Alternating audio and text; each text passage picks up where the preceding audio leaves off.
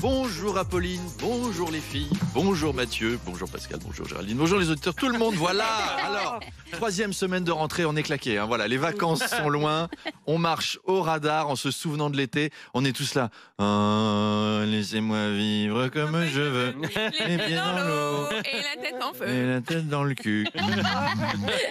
On est claqués. Alors, chers auditeurs, je ne sais pas si vous avez eu l'occasion de vous abonner au podcast d'RMC, mais vous devriez le faire.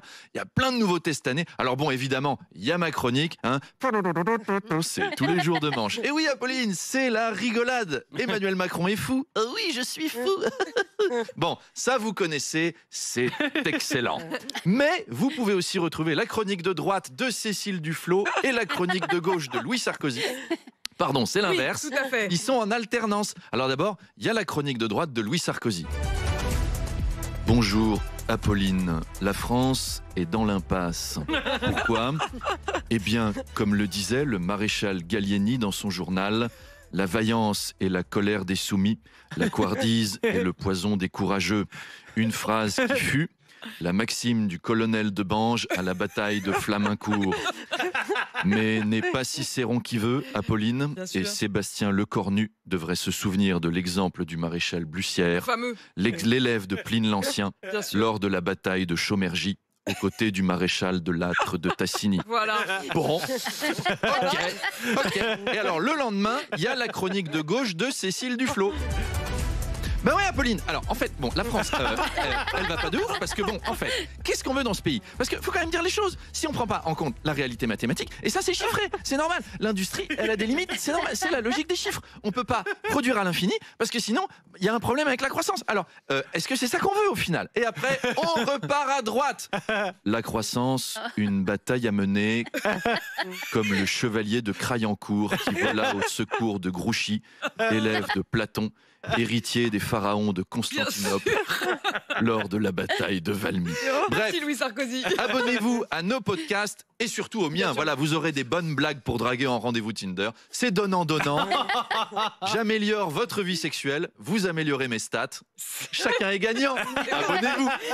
Sébastien Lecornu doit composer son gouvernement. Oui, ça y est, il est aux commandes après une passation de pouvoir éclair. Hein. Vous l'avez vu, la passation de pouvoir ? François Bayrou qui sort, Lecornu qui rentre, on aurait dit un jeune joueur de foot là, qui le remplace, le vieux, qui fait dégager le vieux briscard qui vient de se claquer une cuisse. Et il en veut. Il a la niaque, son équipe est menée 17-0, mais c'est pas grave, il y va. Alors Lecornu, il a fait un discours de 3 minutes, rapide, efficace, alors que 3 minutes avant, c'était le temps qu'il fallait à Bayrou pour se racler la gorge et dire bonjour. Hein. Bonjour à tous et à toutes. Alors notre nouveau Premier ministre doit penser à éviter une future censure. Là, il est en mode Interville.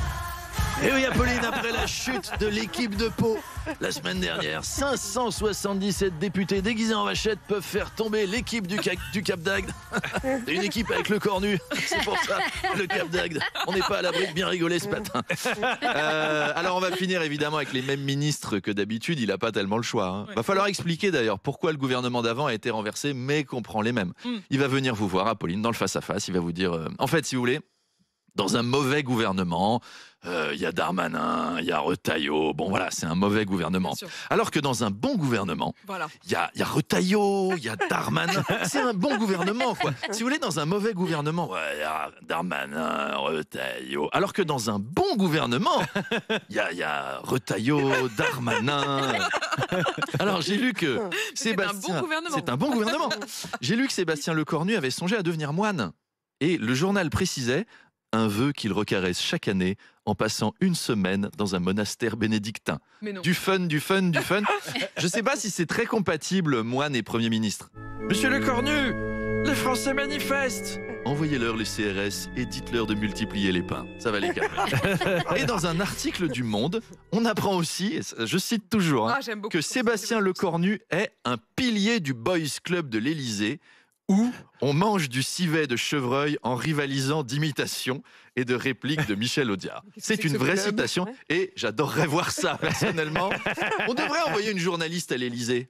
Elle nous ramènerait des images de Macron et Lecornu qui font des imitations. Je propose qu'on envoie une journaliste amatrice d'humour avec un rire communicatif et habituée aux ambiances de cour. Pascal de la Cour du Prince. Elle irait sur place. Monsieur le Président, Monsieur le Premier ministre, il paraît que vous êtes balèze en imitation. On peut écouter?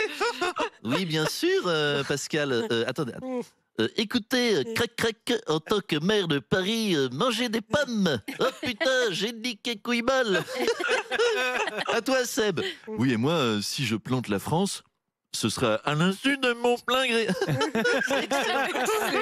C'est excellent. Une autre. Attendez. Oh ben mais dis donc, la France est toute cassée. Oh ben elle va marcher beaucoup moins bien. Attendez. Attendez Pascal, j'en ai une autre pour vous. Oh mes petites beautés. Oh mes chéris.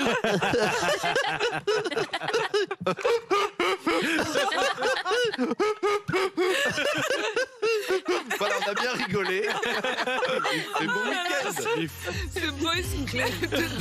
Je veux voir. Filmez-nous ça, Pascal. Oui, j'ai promis, je le ferai. Ah, c'est drôle si ce n'est très tragique. Et puis, à tout moment, vous pouvez donc retrouver Arnaud Demanche en podcast, bien sûr. Il est 8.